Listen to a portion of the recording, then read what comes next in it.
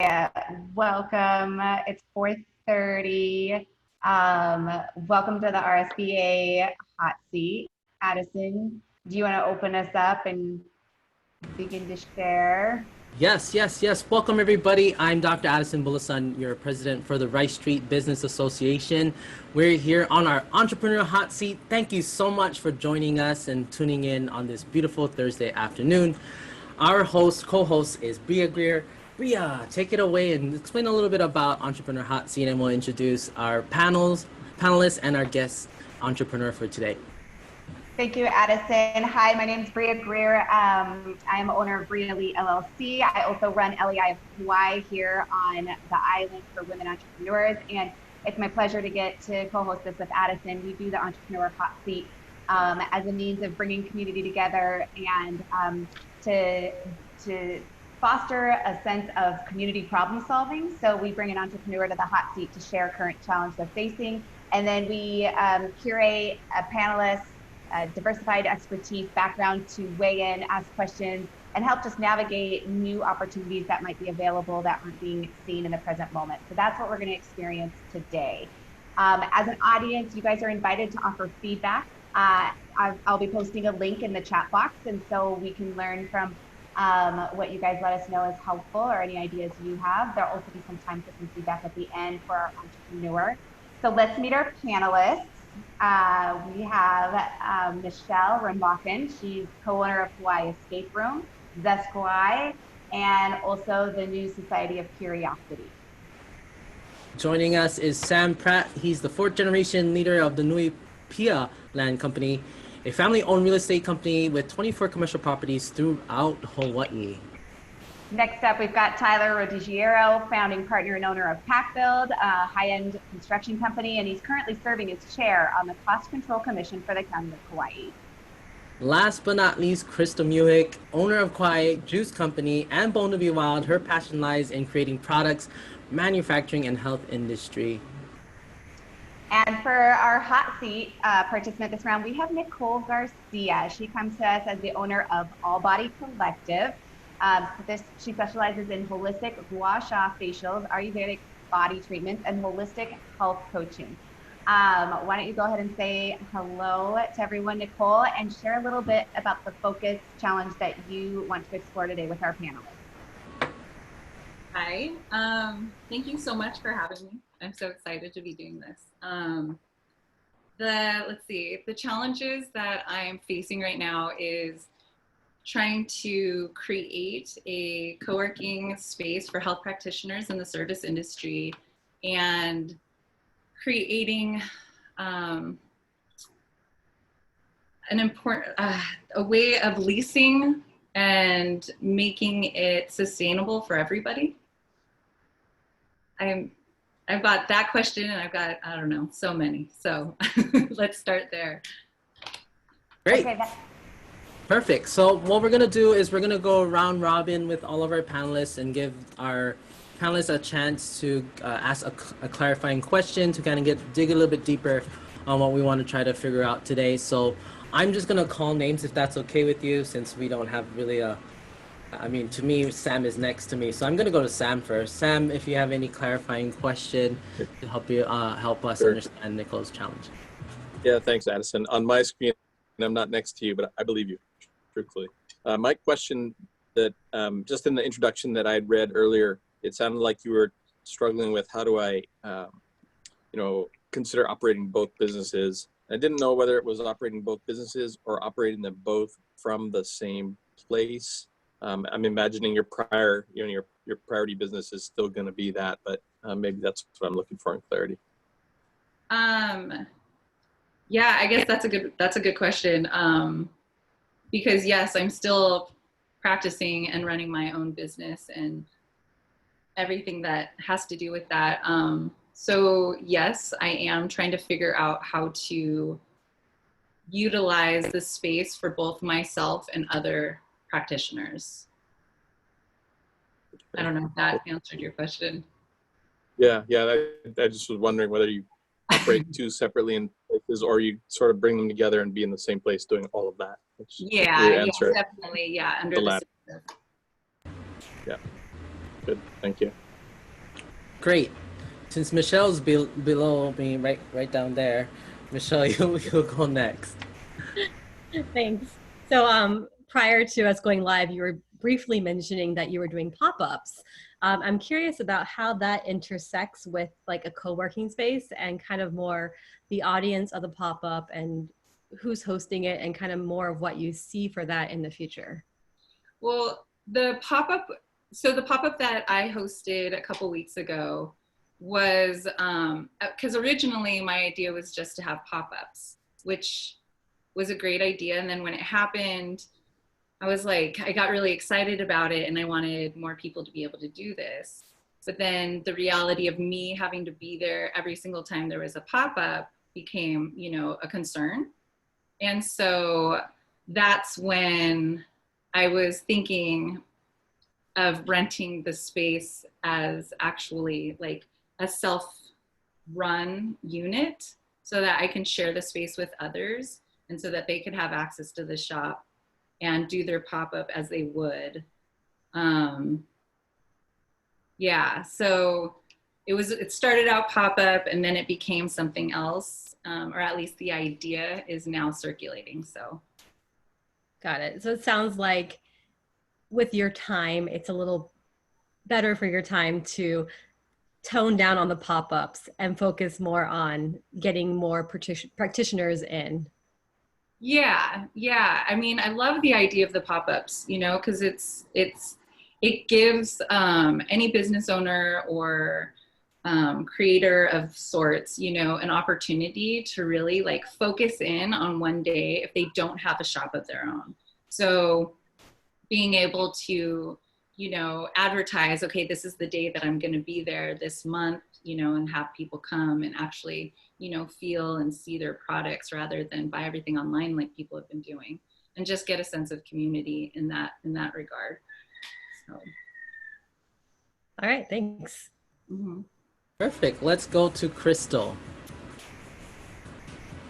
As my clarifying question, I'm wondering, with your vision of a shared space, are you thinking more of multiple practitioners there at the same time, or kind of like how you have it now where, okay, Tuesday, Thursday, Michelle's there, Saturday, you do your pop-up, and Sunday somebody else is there, and it just kind of, you're renting out the space like that? Or are you thinking it more of like a collective? I know you mentioned memberships where, you know, maybe you get a discount with all the practitioners, or you like everyone's there at the same time, and it's kind of like this bigger, almost medi spa feel. I guess just to clarify that vision of yours.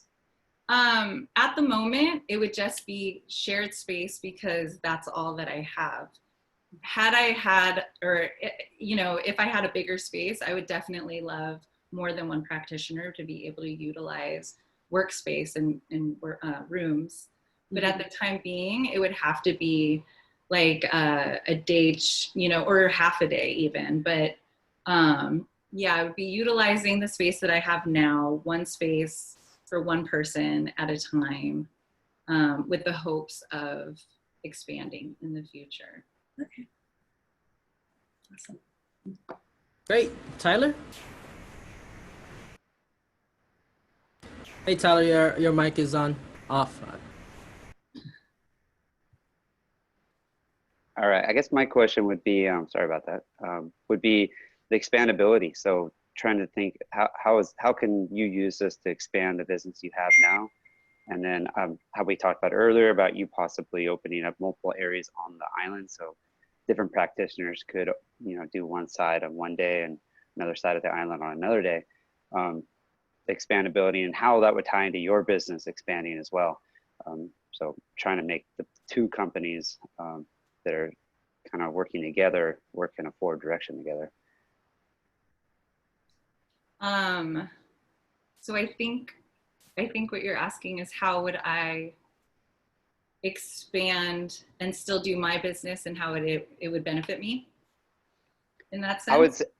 I would say not so much how it would benefit you that way, but how do you envision yourself being able to grow both your companies at the same time, and what pros and cons would that give to either one of the companies? Well, one, it would allow, I think it might allow me to work in other places as well and reach other people around the island or wherever the other businesses are. I'm not exactly sure. I never really thought about it that way, but I did think accessibility for myself as well and ease. That makes sense. Yeah. Yeah, and I think that's one thing we can keep elaborating into here. Yeah, definitely. And I think, just being able to hold space for other people and myself as well. And because it's so nice, I feel like, to have a hub to be able to go to and work and feel safe and, you know, have all the things that you need and make it easy. Like that was one thing, you know, and, you know, talking to so many practitioners, you talk about, you know, having to lug all their equipment around and not being able to work on some person, you know, one person one day because they're on the other side of the island and, you know, all that, so. Fantastic. Thank you, Nicole. Thank you, panelists. So just to confirm before we continue into more of like the exploratory part to look at all sides of this, Nicole, you started out talking about looking at a sustainable leasing structure, but some of these questions are also asking about the balance of two different businesses in a sense, right? Because this becomes two things. And is there anything you want to, do you want to focus this in on something specific of balancing those two roles and exploring that piece of it? Or do you feel more drawn to exploring kind of like the components of property management within a small space? There's kind of probably a few different areas we could focus in on. Is there one primary that you feel like would be the best use of this time and people's input? Maybe management of space. So I feel like if I understood that a little bit more, balancing the two might come a little bit more natural, and I might be able to, definitely. If I had more understanding of that, I think it would help me understand how to balance the two, and if it's even possible or worth it in that sense, you know, because, you know, managing more than one space in itself is difficult, and managing other people is very difficult. And so, yeah, I think maybe directing it around that would be best. Okay, great. Okay, so let's head into our exploration part. So we'll open this up to our panelists to begin to ask questions on this specific area of looking at ways that managing space, specifically kind of strategies and ways of doing that would allow the continuation of you also to run your main business. Does that sound good, everyone? Yep.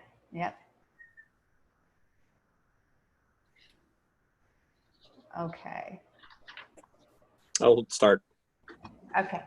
I'll go ahead and start. So, Nicole, you know, managing space from your side and your clients and your partners, if you will, is probably a little different from my side as the landlord, right? Yes. From my side, you know, you own something and you have the space, and you know, you want it to be as much as possible, as simple as it could be. You know, maybe make a nice arrangement that works for you and works for me, and then there's a lot of transparency, and I understand what your business is about, and you go ahead and you begin to play out your strategy there.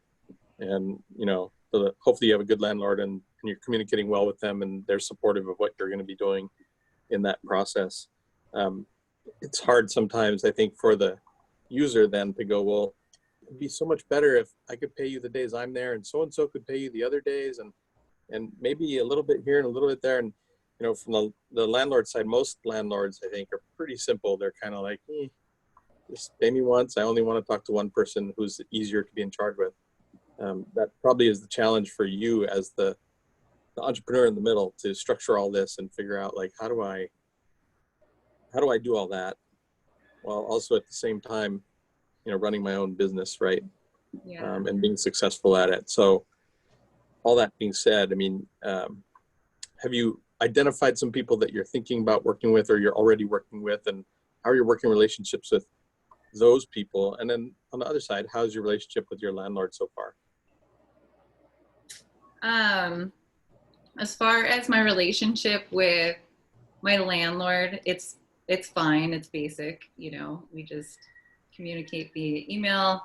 I pay rent and everything's good. So that's really good. And he's been really understanding about anything that I've been wanting to do, especially subleasing, you know, and Great. sharing my space. So that's been an open conversation and it's been great. As far as potential people to work with, the people that I am working with right now, it's great. It's been really easy. I've been really lucky. The communication has been open. They leave the place clean, you know, as far as like the shared days. And, you know, and then I have potential people that are interested in sharing this space. But then again, it's just like any renter, you know, you don't know exactly how they care for things outside of, you know, your relationship. So that's like, you know, of course that's a concern of mine. And that's why I was thinking, like, as far as like the lease agreement or something, like really strategizing, you know, what's like, what I'm asking of them as a renter or a member or a part of the collective. So. Can I go next? Sorry, maybe out of order. That's okay, Tyler. Sam, is that good? Done with the questions that you had for her? That sounded, yep. Yeah, I had one more small question. When you talked about that last part, you sounded like, you know, I have these agreements. I wish I could be clear.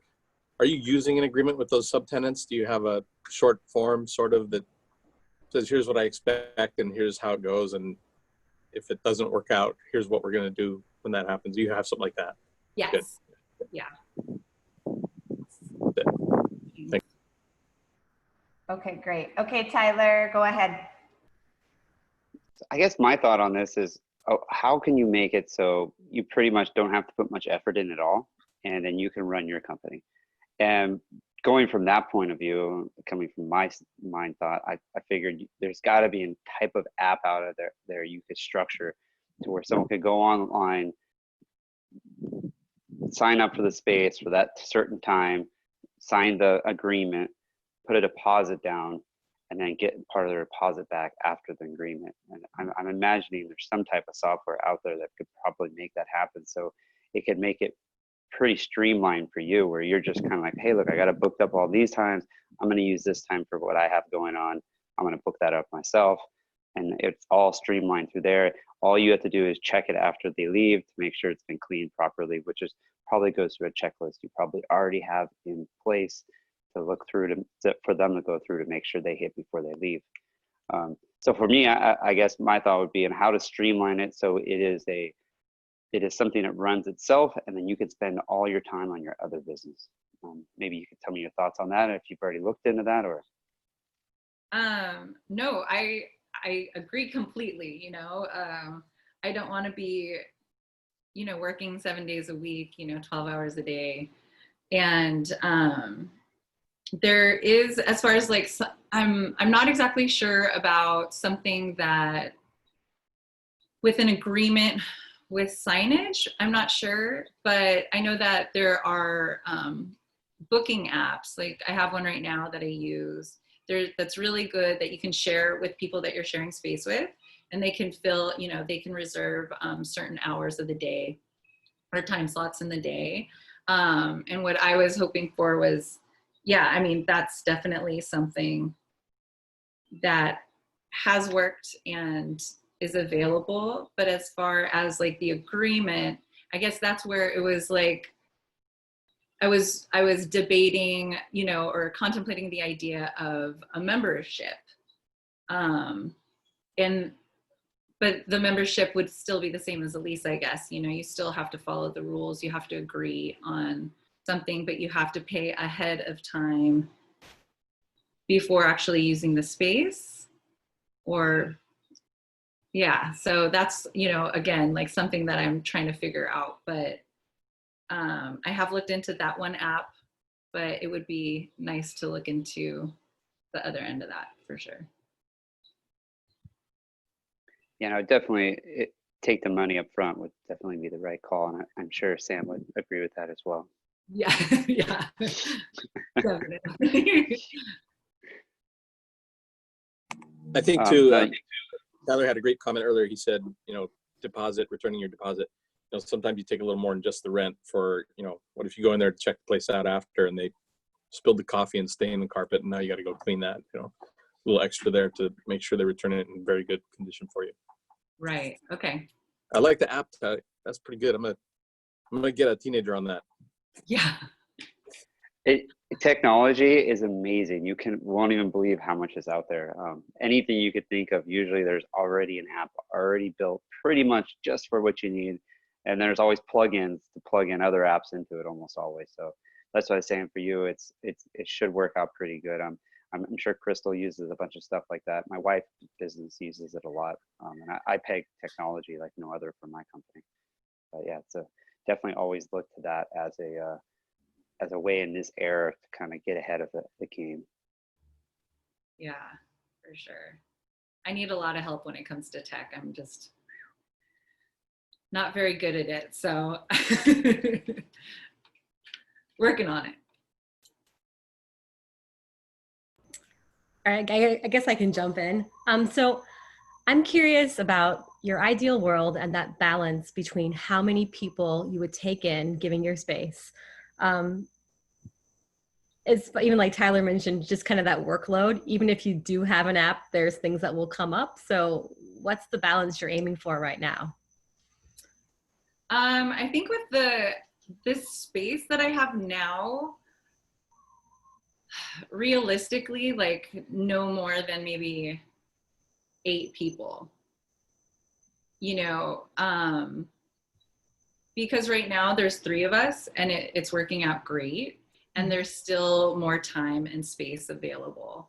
And I feel like with that many people, it'd be relatively easy. And then again, if it is successful and it does, and I do figure out how to run it smoothly and it becomes something that can be a shared space somewhere else as well. The more we talk about it, the more, having, well, I don't know, more than one treatment room does sound good, but then, again, it is that bit of a headache as well. But even if there's, 16 people to, one location that has 2 treatment rooms, doesn't sound too bad, but, I'm not sure yet. So, yeah. And then a follow-up with that is, given that I assume that there's certain times that are more in demand, have you considered a model that weighs that into the pricing factors? No, I have not at all. That's a great question.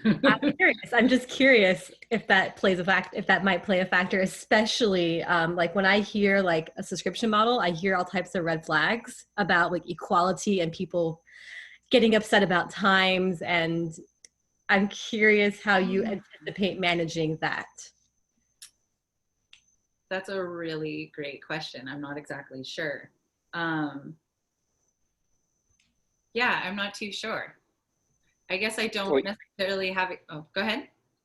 You could do all kinds of things with that just to kind of spin off, because you have peak hours. You have hours that are probably going to be more desirable than others, where you would charge more for. So you might have prices on different times of the day.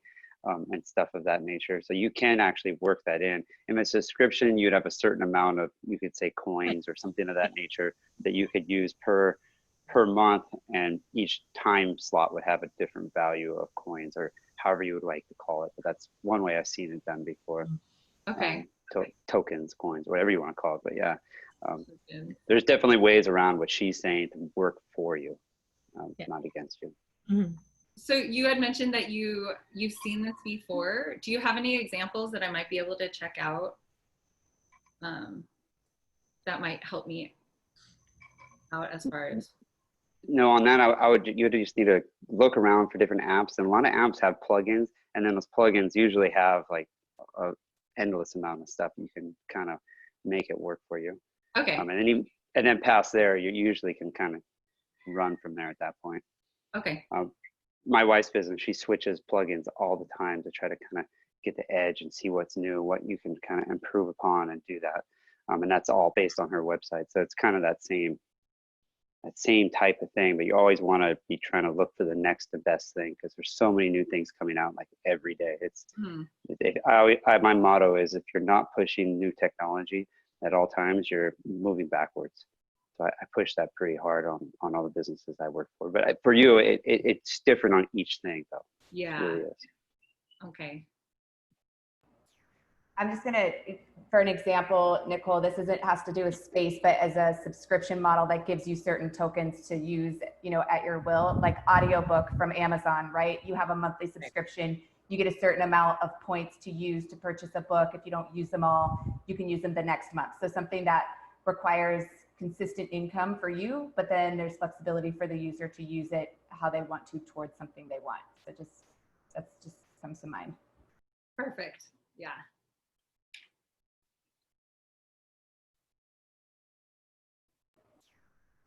Kristal, do you have anything you want to add question-wise over there? Yeah, this is all been great so far. I love this. I am super familiar with all of this. For the last like 10 years, I've had 6 commercial kitchens, which we've all rented. I've rented out space to people, and although it's a very different type of business, like it's very similar. And I started in the same exact position as you did, having no idea kind of what being a manager of the space would be like. And yeah, you're going to have some bumps along the way for sure, but that's why we're all here. But I'm loving everybody's stuff. And I would say I totally agree on the app. That sounds amazing. I actually am totally different than Tyler, and I don't even know what the word plugin means. Like, I don't even know what that is. So as much as like get an app for it, I think that's awesome. If you're frustrated by the app, have faith, you can still progress and then get an app when it's good for you. However that works, or if that excites you, get it immediately. But just wanted to let you know that. But my question for you is more structured around kind of the profitability of everything. Have you thought of essentially, just like Sam was saying, there's 2 different sectors. There's your business, and then there's, essentially you're a manager of, rental units. So you can kind of think of it that way. Have you thought about what you wanted to pay yourself as that manager? And then on top of that, as a little bit of advice, there's like a sweet spot that you can kind of always hit, where it's too much work for X amount. Like you said, 8, but maybe honestly 4 won't give you as much money, but it's, there's always those sweet spots you can kind of look at. So have you thought about how much you're going to pay yourself and kind of what that sweet spot would be once you're thinking more on the revenue side of things? Great question. I tend to always think about that last, which I need to definitely shift. And I haven't. I mean, obviously I thought about, okay, covering costs and then making some sort of profit off that because of the work that I'm putting into management. So I haven't, and I have done, I looked into other pop-ups and other pop-up shops and temporary rental spaces and things like that. And all the places that I found were all very expensive. Like they were like month-long shops for like $15,000 to $30,000. And I didn't find anything, at least that I could find most recently, to help guide that pricing structure. And, of course, it's going to definitely depend on location and rent and things like that as well, because that's going to differ in different places, different areas in the island. So I'm not sure if there's a percentage to look at, or, if that's the best way to kind of figure that out. Again, I don't have any any other examples to to jump off of to give me an idea. So yeah, so that's definitely going to be running through my mind, but I have been like taking note of everything that's, you know, in the shop, you know, everything that I pay per month, and, you know, break it down per day. And so, yeah. Well, yeah, that's why we're here. So if you have any questions on it, we can help. Okay, awesome. Thank you so much. Yeah, I will definitely need help on that. For the panelists, do you guys have any input on just a formula of setting up pricing for a space to just guide some of that of, you know, is it just dividing 30 days into the lease, or is there a percentage on top of that you'd recommend? Yeah, you know, the first step to me is always thinking about what it costs for you to have that space, right? So in my industry, there's base rent, and then there's common area charge. And common area charge is for things like landscaping, security, maintenance of the parking lot, painting the building once in a while. So those things usually pass on to the end user a lot. And then there's rent, which is in theory going to belong to the owner. And then, yeah, usually there's a 30-day month. And one of the questions I had for you, and I was thinking about, was, you know, who are you targeting? Are you targeting these people that might stick around for 3, 6, 12 months?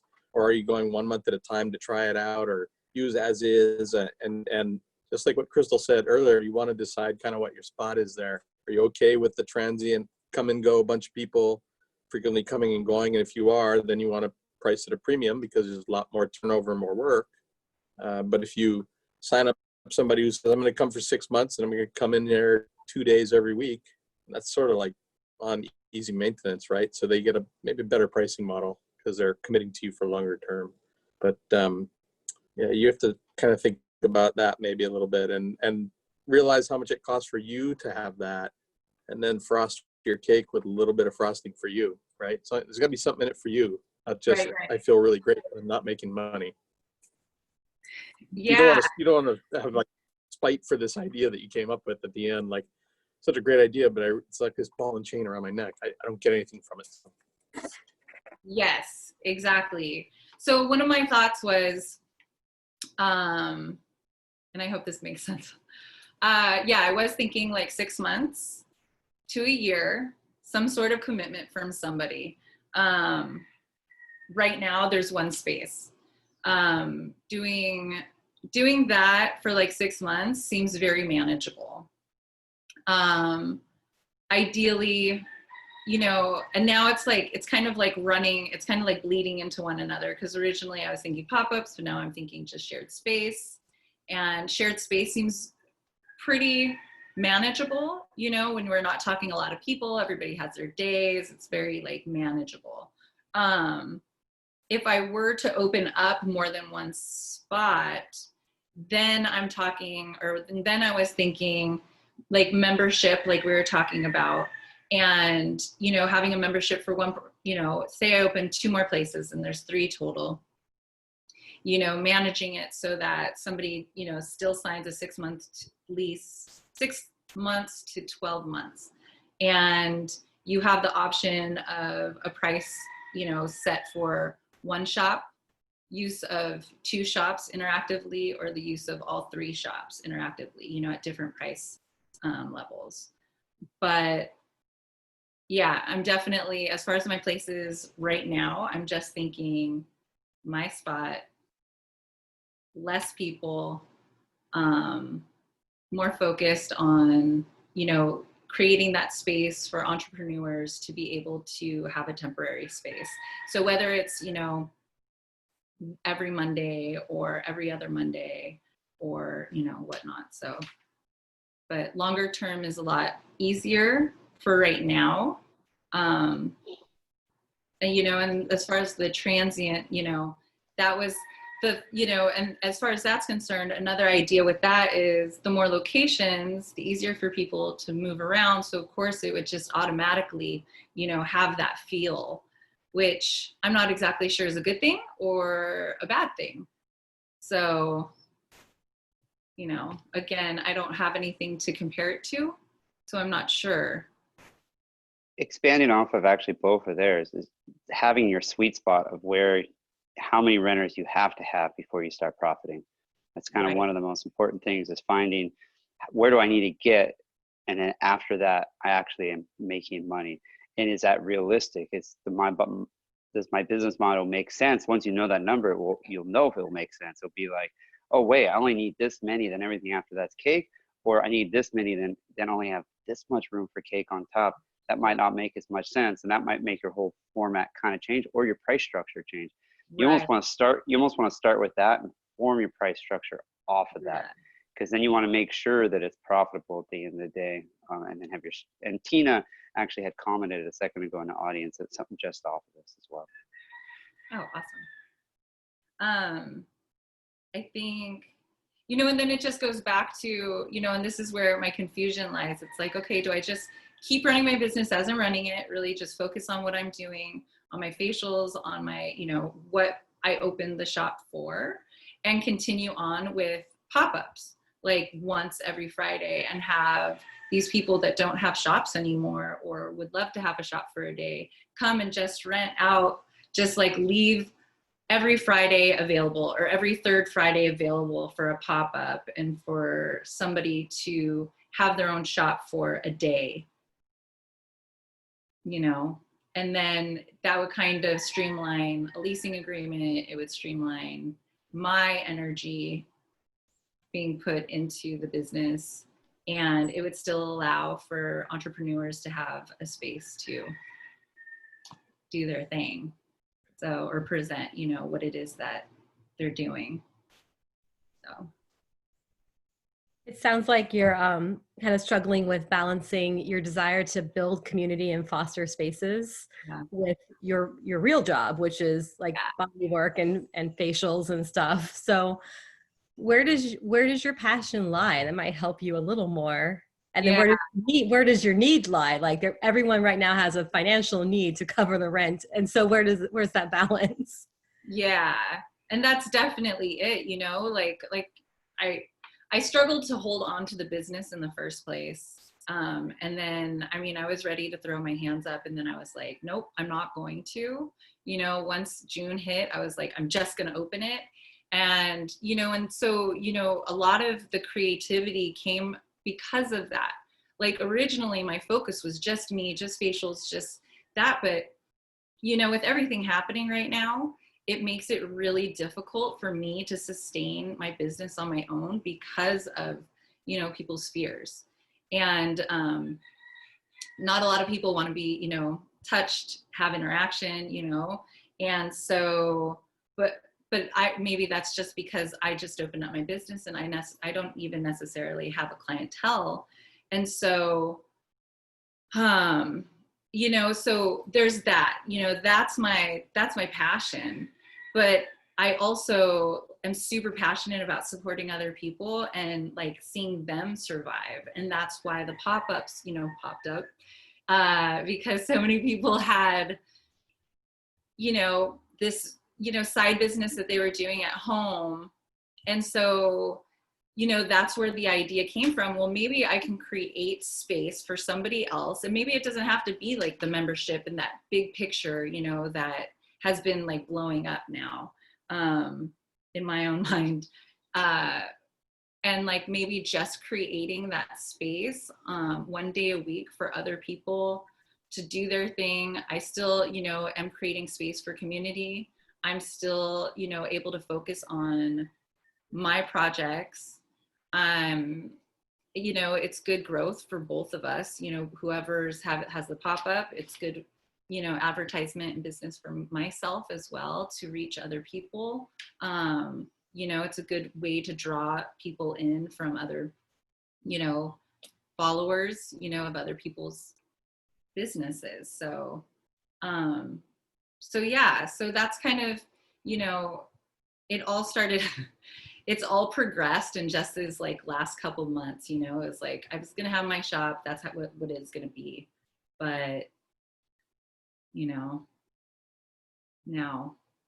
I have one more question is how can you be more strategic on building your clientele and building other people's clientele through this structure that you're thinking of doing with like subleasing and pop-ups? Well, I feel like just having other people there at the shop is a great way to build, you know, relationships with other people, right? It's a draw from other people that do either have a following of their own. Then I'm finally being introduced to them. They're seeing what I have going on in my shop. And, you know, because that's what I love, you know, about this community is everybody kind of feeds off each other. And once you meet somebody that has this one skill, you're just like, awesome, you know? And, you know, one thing leads to another. And I feel like that's just, I mean, aside from, of course, social media and regular, you know, emails, marketing, things like that, I feel like face-to-face interaction is so important, and it really pays off, I feel like, you know, and word of mouth, of course, but yeah.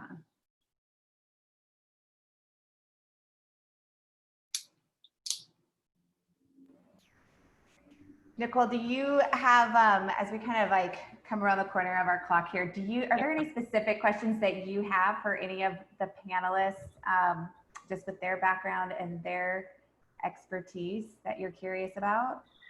I have some for everybody, but Kristal, I wanted to hear more about what you had going on and how are you able to decide on what it was that you like truly wanted to focus on, and how did that look and how did that work out for you? Because I mean, you're super successful, and it sounds like we had, you know, like you said, we're kind of, you've dealt with all these issues as far as not knowing and just kind of, you know, anyways, yeah. How did that all work out for you? Well, thank you so much. And yeah, I have full confidence in you. I can just see where you're at and lots of success ahead. You're doing great. I would say what got me to focus was actually what I've learned now is actually diving into who I am as a person. And that is that who I am as a person is I am a hard worker and super passionate about what I do. But I constantly am changing. If something happens, it doesn't scare me, and I adapt super quick. And that's been what I think is my key to whatever success that I've had. But that's me personally. So I would people ask me this question all the time, like advice and everything. And my advice is to figure out who you are and how you operate the best, because that is what will lead you to success. So if I tell you be adaptable and it's all good and it'll help you focus, that's what helped me. But I would just say, you know, learn your strengths and then partner with the right people once you decide to do that. Like, and as soon as you know they're the wrong people, it's going to hurt, but just separate yourself and go the direction you need to go. So that really helps. And one thing that I did was I actually got married, and my partner is extremely focused. And so that actually helped me kind of get focused as well. So that's, however, if you partner with a friend or another business person, whatever it is, those people in your life are mirrors, and they can help you get to where you want to be, because they'll reflect back, yes, I want, no, I don't want. And they'll lift you up when you need it, and they'll teach you lots of lessons. So, you know, it's a pretty vague answer, but it's, you know, it's the truth. So just don't give up. And I started one way, and I completely changed from what my vision was to begin with. So don't worry if you do that. It's okay. Don't be so hard on yourself. You know, you don't have to, just because you said you were going to do something doesn't mean you have to do it. You can change your mind and do something else. So, yeah. Thank you. I feel like that is me in a nutshell. I have so many ideas. It's crazy. Like, I can thumb through this notebook and I'm just like, apps, this, that, you know, different kinds of businesses. And I feel like, yes, that's probably, I need somebody to partner with that is a little more structured that can help me with these ideas, because I am so adaptable that sometimes it's to a fault, and things can change for me so quickly, and and it might happen so fast that I lose grasp of what it was that I was doing, and then I want to move on to the next and to the next and to the next. And so yeah, I think you know, figuring out, I guess now we're going back to the other question, figuring out how to balance the two is kind of, you know, where my challenge is. Thanks, guys. That was very helpful to get to that point, you know, because yeah. Because I can see so much potential in this idea, and I really would love to share space with other people that really need it.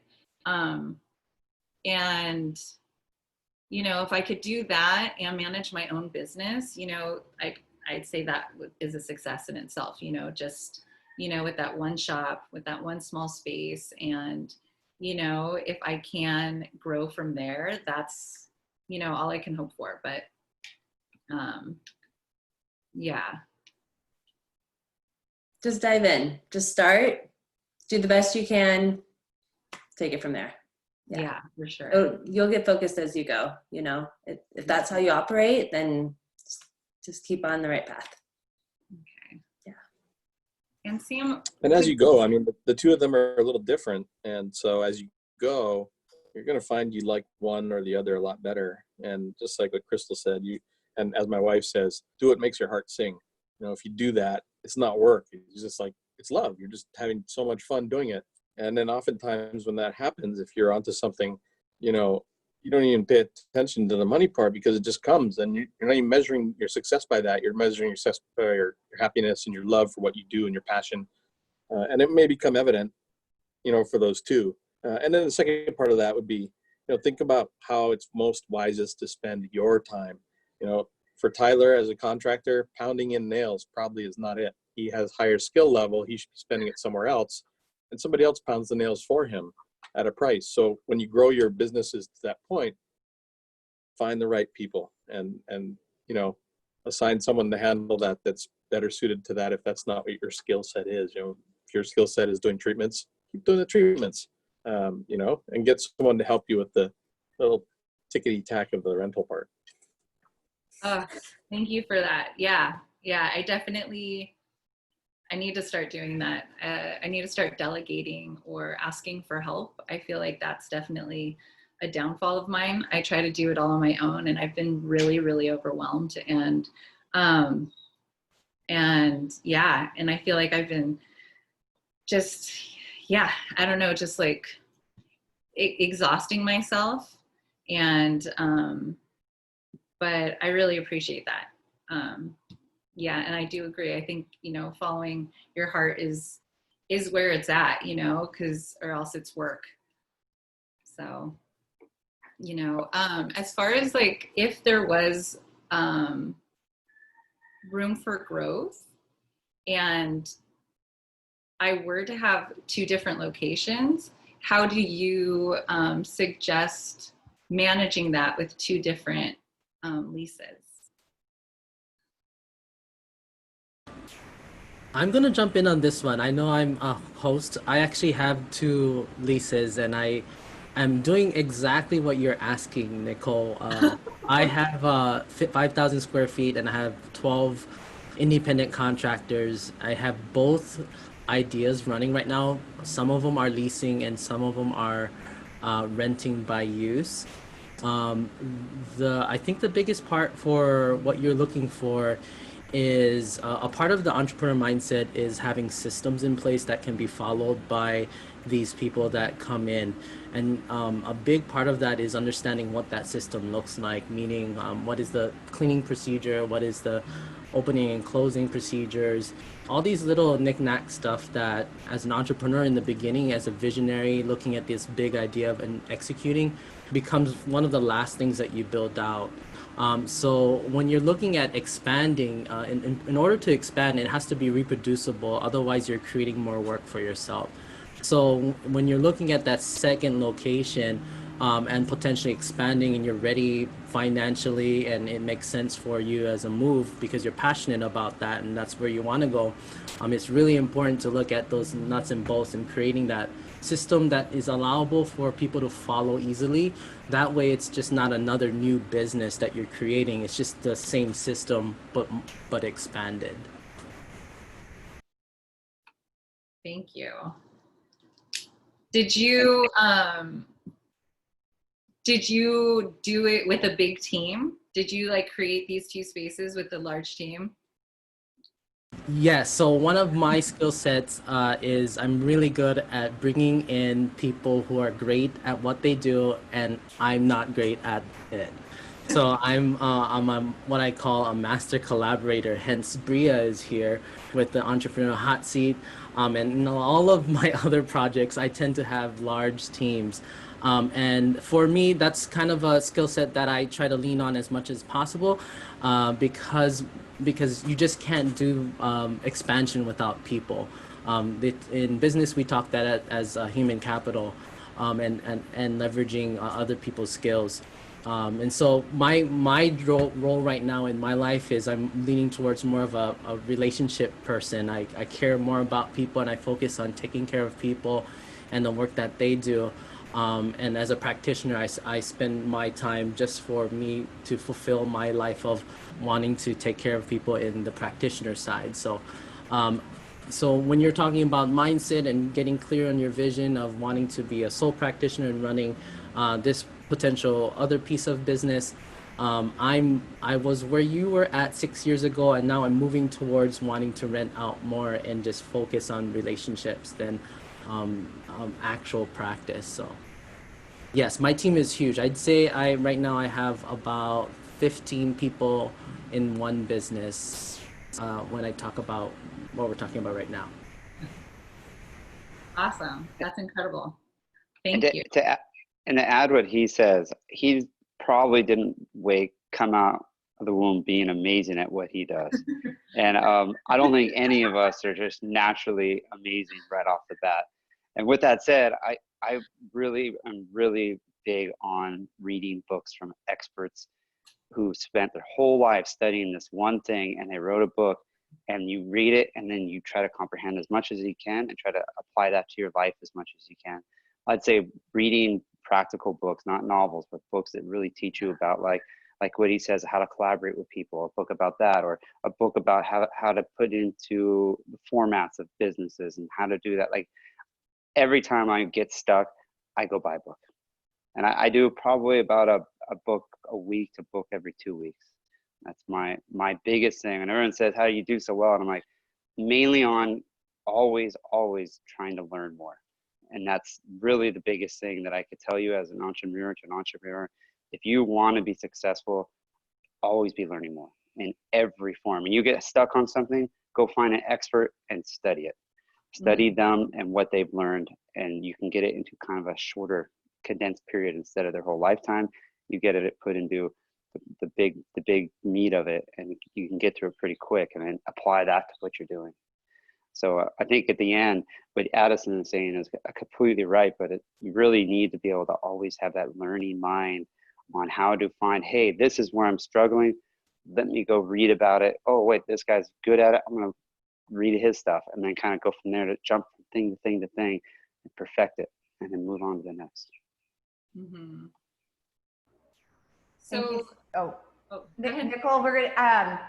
I was just going to begin to wrap up a little bit because we're close to the end, but we can, if you have further questions for the panelists, we can figure that out through email after the event. But just to begin to wrap up a little bit, I want to invite each panelist to share just one affirmation of something that they see like a strength in you or your business, and as well as one first step or recommendation. And I know it sounds, I mean, some of that has already started, but just as a recap to conclude our time, let's have each of our panelists do that. Starting with Sam, would you start us off, please? Okay, sure. One thing I would, one affirmation I would give you when I read your bio, I was really interested in this whole idea where you're trying to share with new people and and bring them in and let them use the space and, you know, watch them come in and develop and grow. You know, there's such a role as a mentor type of person to others, or somebody who invests in others. There's so much for you to learn in that role. You know, I mean, you see these young, excited, fire in the belly people doing things, and you help to shape them, but also you look at them and you go, they have some interesting ideas, and it just grows you as a person to play that role to someone else. So I applaud you for doing that and having an interest in even doing that. There's so many other people that would just say, you know, I'm just going to do my thing. I'm going to be so good at it, I'm going to kill the competition. In a way, you're kind of planting seeds for the industry to keep growing and flourishing. So I applaud you for that. That's a very good quality in people. As far as recommendations go, I think, you know, we've talked about a lot of things, so I don't know which one that's any more important than the others, but as you go ahead, it is important to sort of develop, you know, what you think your interest is going to be and try things out, and then make sure that you're doing it for reasons that make you feel good about what you're doing and that you're being rewarded. If you're doing things and you're not being rewarded, begin to lose interest in the good qualities of what it is, because you're weighed down by not being rewarded in some way. Thank you. Thank you so much, Sam. How about you, Michelle? So you started at the hardest time ever, and I applaud you for just not throwing in the towel, because I can't even imagine what you're doing. So congratulations, you've made it. That's amazing. Like, yay, Addison's cheering. And you also have started your sustainability practice. Like, you have people who are paying you for the office, and now you have a great opportunity to test. So like exactly what Sam said is you can test things out and try things out, and just be very purposeful in what you're doing and take notes. And like Addison said, get your structure down. So even if you don't expand, you have something in place for keeping your operations nice and easy, depending whichever way you choose to go. Oh, thank you so much. Thank you so much for that, Michelle. What about you, Tyler? Yeah, I think you can do some amazing things with all this, and I'm sure you're the right person to do it. And I'm kind of, Michelle said, man, you came in at the most crazy time and you're still going for it. So there's something to be said about that. Never giving up and having the willpower is half the battle. As far as, you know, something to recommend to you, I would highly recommend, I always say, some people get lucky, they jump into something before they do this and it works out. Some people don't, majority don't. So I would say get your numbers figured out. I'm a spreadsheet guy. I love spreadsheets. I do spreadsheets on everything. People, when I show my spreadsheets, like, oh my God. But at the same time, I put together all the numbers, everything. I figure it all out before I jump in. And I know you're already jumped in. It's never too late to do it though. Really figure out your numbers. When you understand your numbers, you make good decisions. When you don't understand your numbers, you think you're making good decisions, but they may not be good decisions based off of the numbers that you don't know about. So that's one of my biggest things for anyone starting. Just really, really understand your numbers, metrics, because you really can't make a thorough decision until you have that figured out. And once you have that figured out, your decisions, that's where you kind of really start that snowball effect in your company. Awesome. Best of luck. Thank you so much. Awesome. Thank you so much, Tyler. And Kristal, how about you? I just love what you're bringing to the island. I get so excited when people bring new things to Kauai, and we're just such a tiny island, and I get so excited because there's not that much stuff here. And so when you bring something that's the forefront of what's going on in the health industry, I get really excited. So thank you for that. And I guess as something to do for like a first step would be, personally, what I think might help you is just sit down and write a list of, it could be 5, 10, 15 people. Write a list of at least 10 or 15 people of clients that you want to nurture. You know, one thing that a lot of people in business say is that you get 80% of your revenue from 20% of your people. So figure out who that 20% is as soon as possible, nurture them, grow your business. Like that should really honestly be the main thing that you're focused on right now, is how do I create a stable business, a stable brand, like Tiana is saying in the comments. Like that really should be the core of what's going on. So think about who you want those clients to be, and nurture those relationships the best you can. And so, and then the second list should be of 3, 5, 10 people, of people in your close circle that you want to grow your business with. And that could be on a personal level, or mentor level, or practitioner. You just want to spend more time with different practitioners, just people who, or finding somebody to team up with to help manage, whatever it is, people that you see skills in other people that you want to pull into your life. And however that can be, I would just say, write a list of those people, keep it in the back of your mind. And so when opportunities come up, you spend that time with those people, spend that time with those clients, building your business. And that can at least give you a little bit of structure for your next steps. Awesome. But you're doing great. You're awesome. You're doing amazing. Yeah, I'm so excited to get my facial. I can't wait to schedule. Yeah, those stuff. sure. Yeah. I love it. All right, folks, we're gonna wrap it up in just a moment. Thank you everyone for staying with us. We're going about over just a little bit of time, but we want to wrap this up by giving Nicole an opportunity to share some remarks, her experience of today. And I just want to give one piece of advice for Nicole. You're starting the best time, because everything is at the bottom, so you can only go up. Yes, awesome. Thank you so much, you guys. This has been so incredibly helpful to talk all of this out with all of you. I really just want to give you all a big hug. Thank you so much for everything, though. I really look forward to seeing what happens. So, and letting you guys know about it. So thank you again. Fantastic. Thank you everyone so much for joining us here on the Rice Street Business Association Entrepreneur Hot Seat. Please join us for the next one. We'll send out dates. Because you joined on, you will be part of our email list. Again, one last thing, if you can, as an audience, please fill out the feedback form. If you are a entrepreneur or have a business, we will give you $30 worth of Facebook ads. If you can fill that out, we'd be happy to help you guys. All right. Thank you so much. Aloha. Aloha.